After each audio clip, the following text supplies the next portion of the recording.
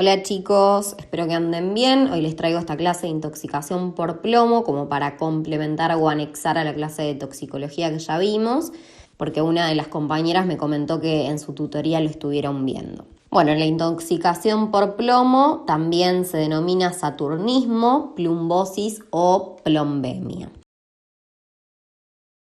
El plomo es un metal tóxico que está presente de forma natural en la corteza terrestre en bajas concentraciones. Su abreviatura, digamos, cómo se presenta en la tabla periódica es Pb. Es un componente de color gris, blando, pesado y dúctil.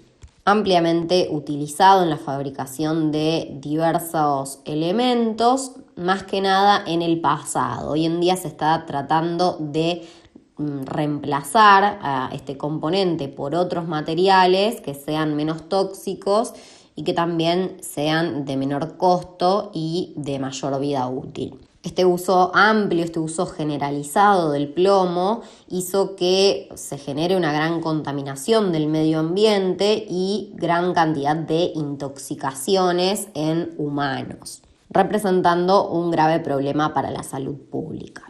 ¿Cuáles son fuentes de contaminación ambiental con plomo? La explotación minera, la industria metalúrgica, actividades de fabricación, principalmente de baterías de plomo ácido para vehículos de motor, también de pinturas y de pigmentos. Varios países ya prohibieron la utilización de plomo en el desarrollo de estos compuestos, de estas pinturas y pigmentos, pero en muchos países todavía es legal y por ende, o no es regulado, digamos, y por ende las pinturas contienen este componente. Además, por ejemplo, si visitamos alguna casa antigua o vivimos en alguna casa antigua, las paredes pueden estar pintadas con estas pinturas que tienen como componente al plomo, y el descascaramiento de la pintura de esas paredes o la inhalación crónica del polvillo que puede generar esa pintura puede llevar a una intoxicación crónica por plomo.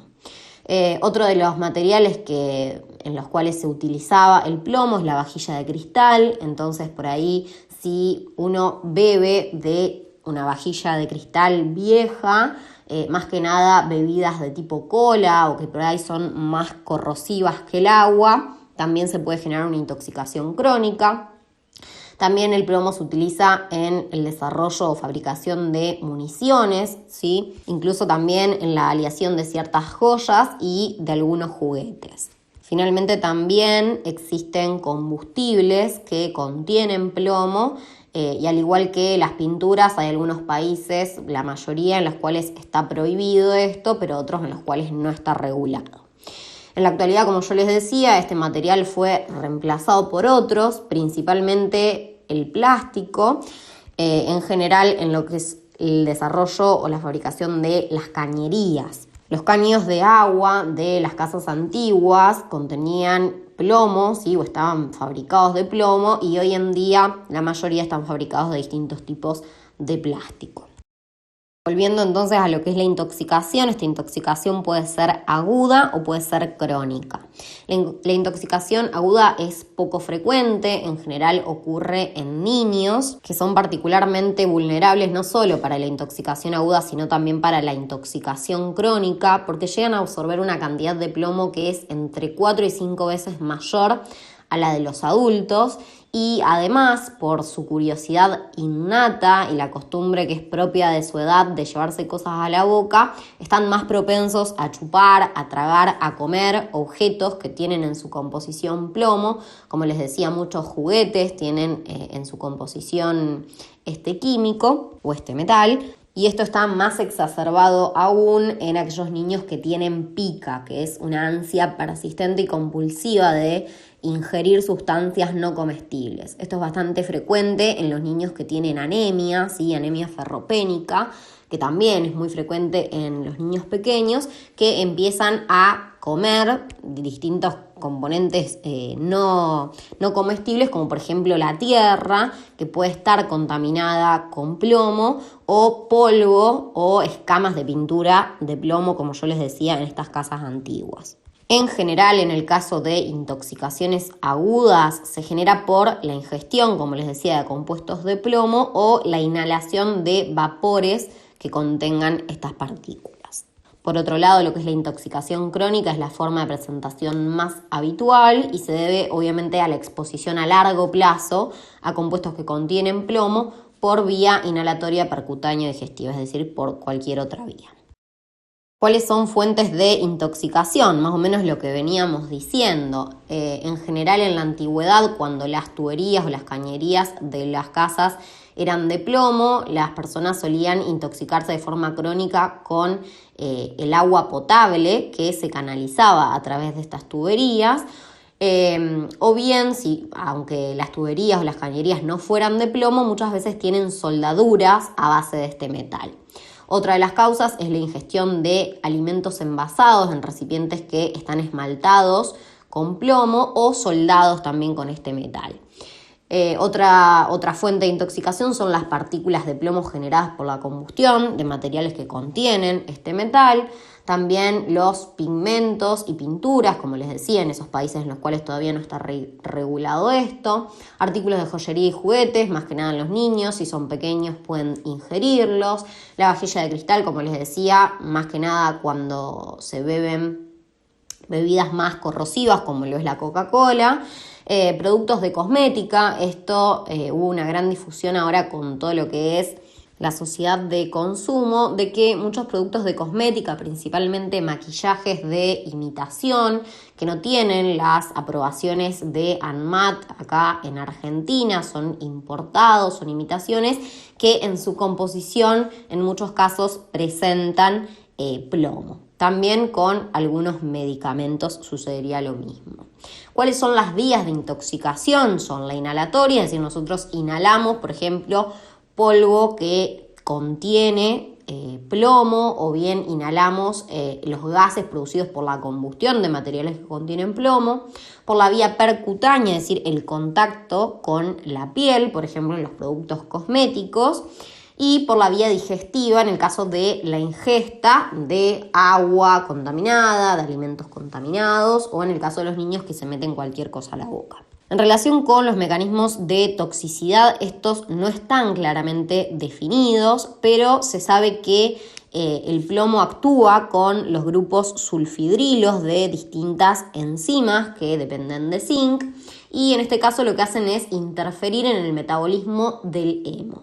Lo que hacen en este caso es aumentar a la protoporfirina zinc, que es la proteína que normalmente dentro de lo que es la hemoglobina se une al hierro y es la que va a transportar el oxígeno por medio del mismo. En este caso no se une al hierro, se une al zinc y por ende pierde esta capacidad de transporte del oxígeno, generando en estos pacientes anemia.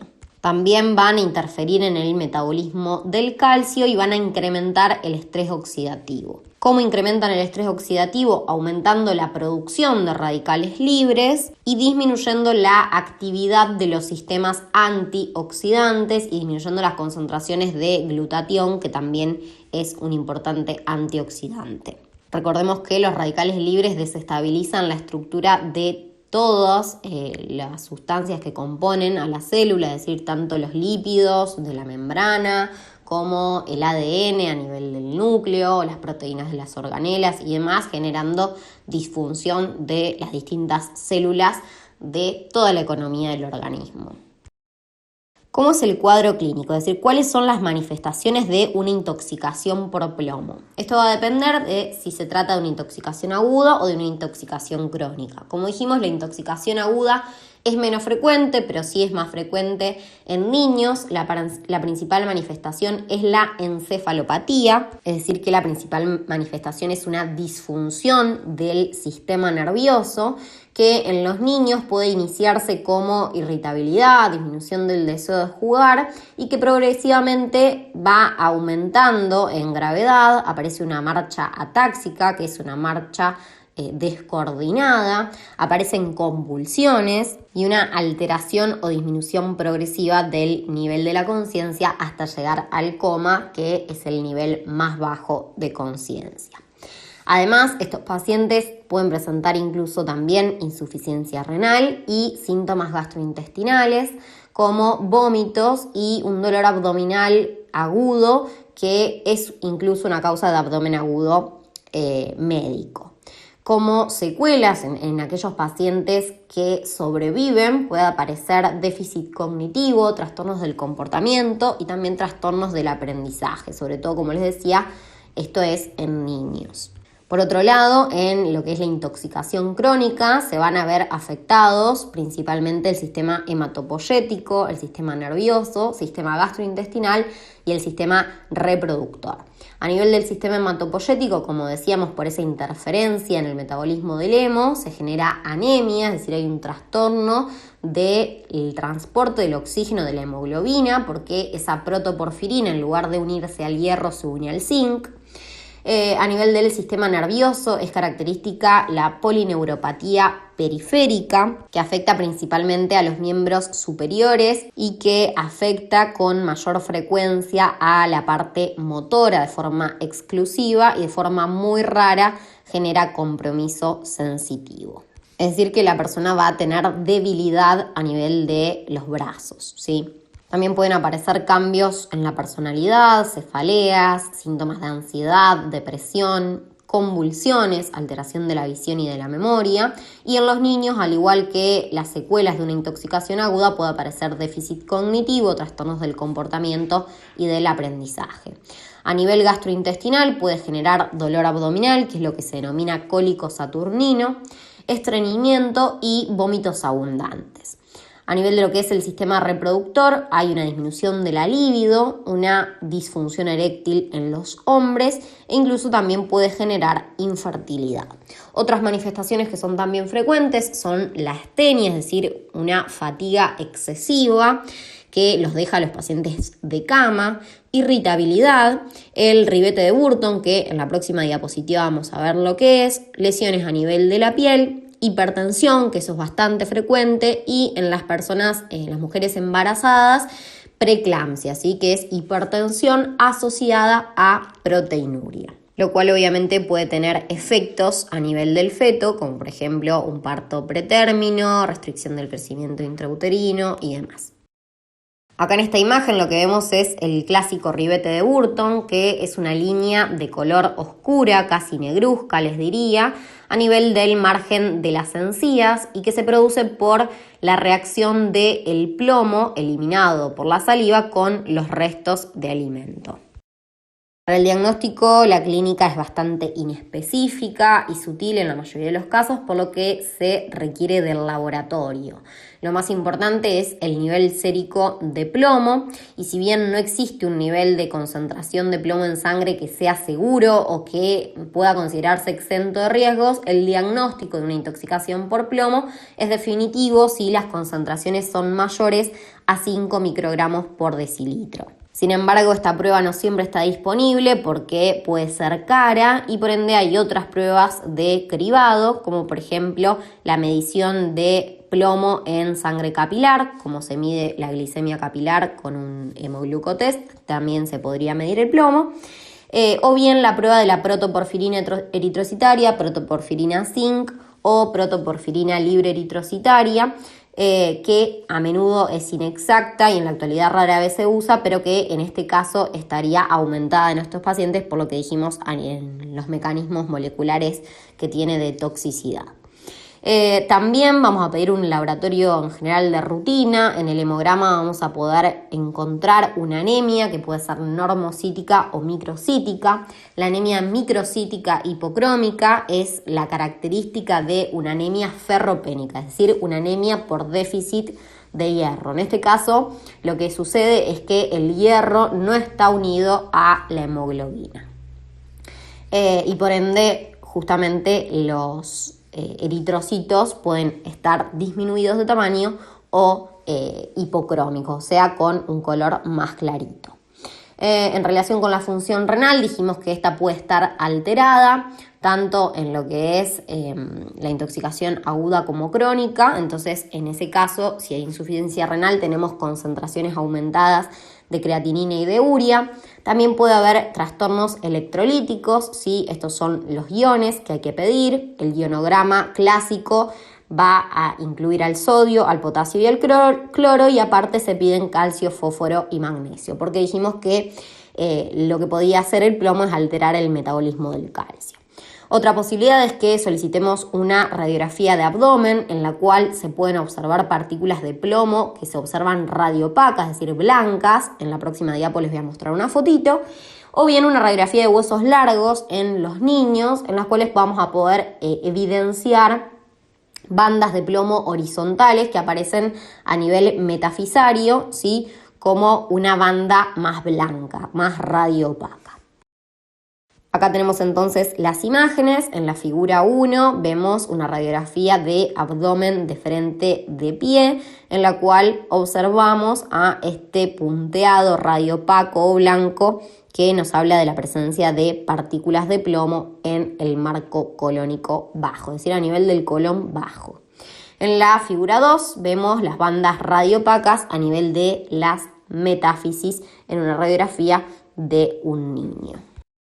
Para el tratamiento, por supuesto, hay que eliminar la fuente de plomo, la fuente de intoxicación. Por ejemplo, si se trata de una ingesta de compuestos que contienen plomo, se debe hacer una irrigación intestinal. Si vemos que en la radiografía vemos esas partículas, vamos a tener que hacer una irrigación intestinal hasta que en la radiografía desaparezcan esos punteados radiopacos.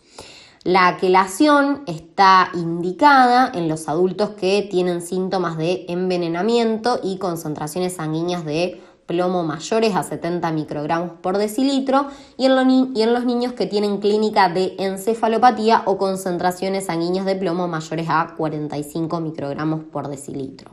¿Qué es la quelación? Es proveerle al paciente de un compuesto que lo que hace es unirse, en este caso al plomo, y aumentar su excreción, es decir, hacer que se elimine de forma más rápida por el organismo. En este caso, el quelante que se utiliza es el dimercaprol.